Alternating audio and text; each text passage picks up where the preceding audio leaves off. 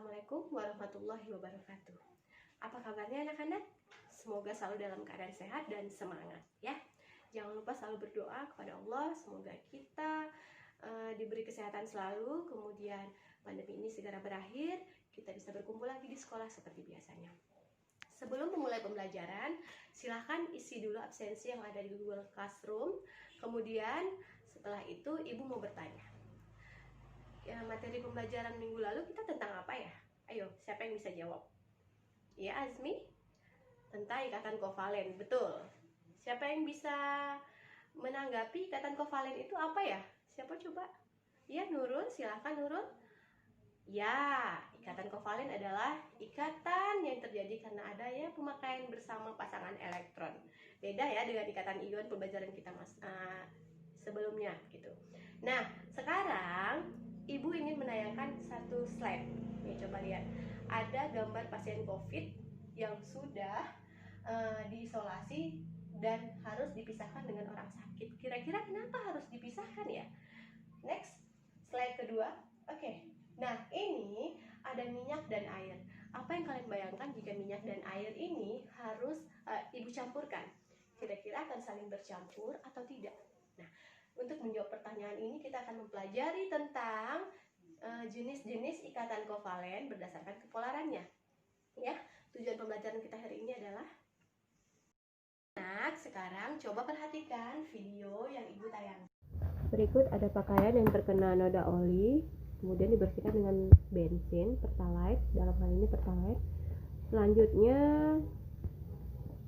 dibersihkan dengan jeruk nipis. Kenapa ya langkah-langkahnya harus bensin dulu baru jeruk nipis? Semua itu akan bisa kita jawab pada pembelajaran hari ini. Berikut ada LKPD yang sudah Ibu bagikan di Google Classroom. Silahkan jawab pertanyaan. Di sini ada peta konsep, kemudian ada materi, dan ada pertanyaan-pertanyaan yang mengarahkan kalian untuk sampai ke kesimpulan. Juga ada link video YouTube, silahkan ditonton dahulu untuk mengisi tabel, isi kolom-kolom yang sudah disediakan, kemudian berikan kesimpulan. Nanti di akhir ada pengayaan untuk tugas mandiri di rumah saja. Minggu depan silahkan dikumpulkan ya. Selamat bekerja anak-anak, semoga tetap bersemangat ya.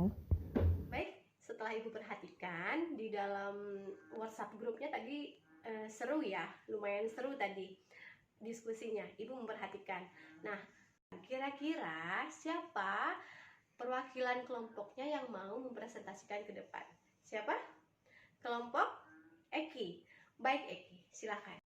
Betul ya, jadi setelah kalian presentasi tadi, banyak sekali masukannya. Sekarang Ibu tanyakan kembali, atau Ibu minta kalian siapa yang mau menyimpulkan tentang pengaruh keelektronegatifan terhadap kepolaran suatu senyawa. Coba, siapa?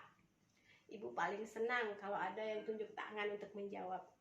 Ya, gimana Ilham? Iya, betul. Jadi,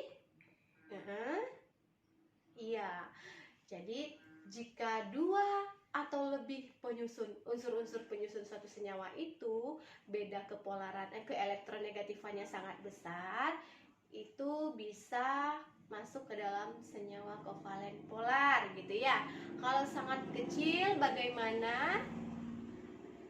Iya Lara. Kalau sangat kecil itu bisa atau sama dengan nol. Elektronegatifannya perbedaannya itu, perbedaan keelektronegatifan yang nol itu senyawa yang seperti apa? Oh iya, Cl2, O2, iya betul. Jadi tidak ada perbedaan keelektronegatifan sehingga elektronnya tersebar merata, tidak kemana-mana, tidak mengkutub ya. Berbeda dengan senyawa polar. Kalau senyawa polar gimana? Iya. Oke. Elektron yang berikatan akan mengarah lebih ke atom yang elektronegatif karena dia kayak elektron ya. Sehingga misalnya HCl. Nah, coba HCl. Kira-kira pasangan elektron ikatannya akan ke H atau lebih ke Cl? Iya, lebih ke Cl gitu ya, sehingga terjadi pengkutuban. Si Cl ini kan karena terlalu banyak elektron di sana, jadi kutub negatifnya. Ya, yang H tadi kutub positif. Nah, karena ada kutub ini tadi, dia bisa tarik-menarik atau tolak-menolak dengan hal yang punya kutub juga. Seperti apa tadi di percobaan, Yuli? Seperti penggaris bermuatan, ya. Oke, betul sekali. Ibu senang ya kalau aktif seperti ini. Nah, sekarang pertanyaan terakhir gitu ya.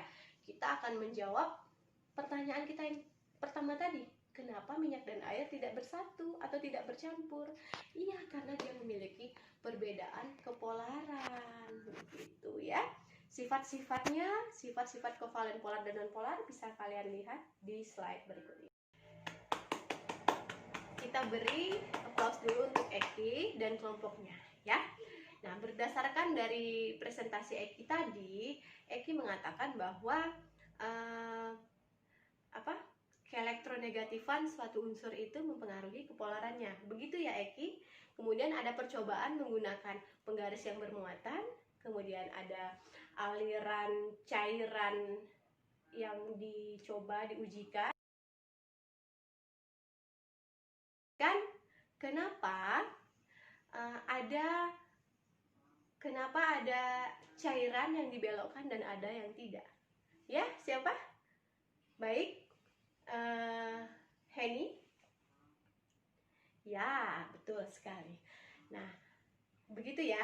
Jadi ada penggaris yang bermuatan. Bermuatan itu nanti kan ada elektron ya yang berpindah dari rambut yang tadi kan penggarisnya digosokkan.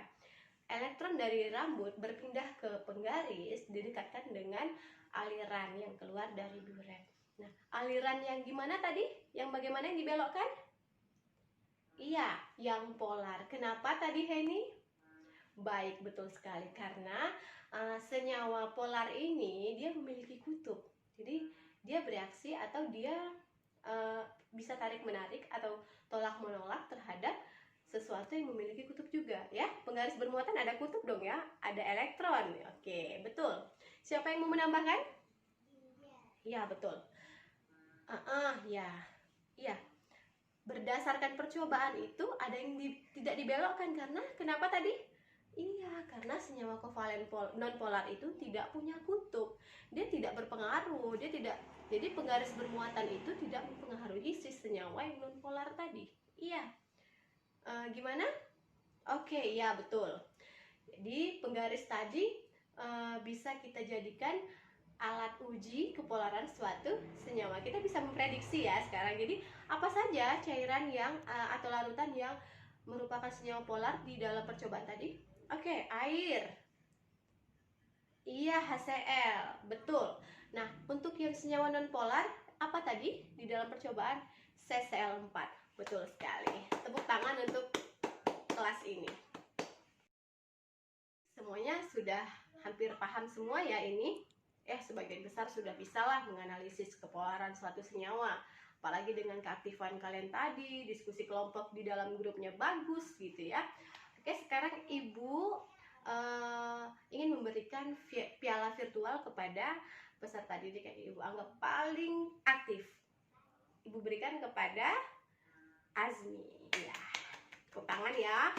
Ini tiap hari atau tiap pembelajaran Ibu akan berbeda-beda nih. Tergantung siapa yang Ibu nilai waktu itu terbaik gitu ya. Baik. Nah, sampailah kita di penghujung pembelajaran ya.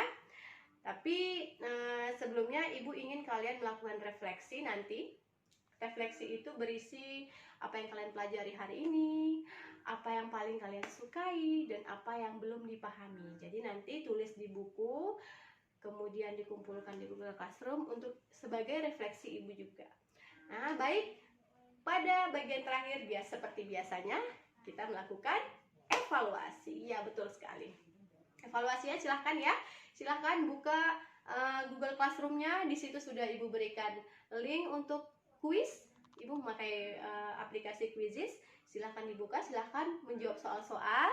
Kemudian untuk materi selanjutnya pada pembelajaran akan datang kalian akan mempelajari tentang bentuk molekul. Ya, pelajari di rumah ya. Dan jangan lupa di LKPD tadi di bagian akhir sudah ada tugas mandiri ya. Kalian melakukan merancang pembelajaran sendiri, merancang percobaan sendiri. Silakan dilakukan di rumah, itu percobaan sederhana ya nak ya. Silakan dilakukan di rumah, kemudian dijawab, dikirimkan ke Google Classroom seperti biasanya. Baik, terima kasih. Assalamualaikum warahmatullahi wabarakatuh.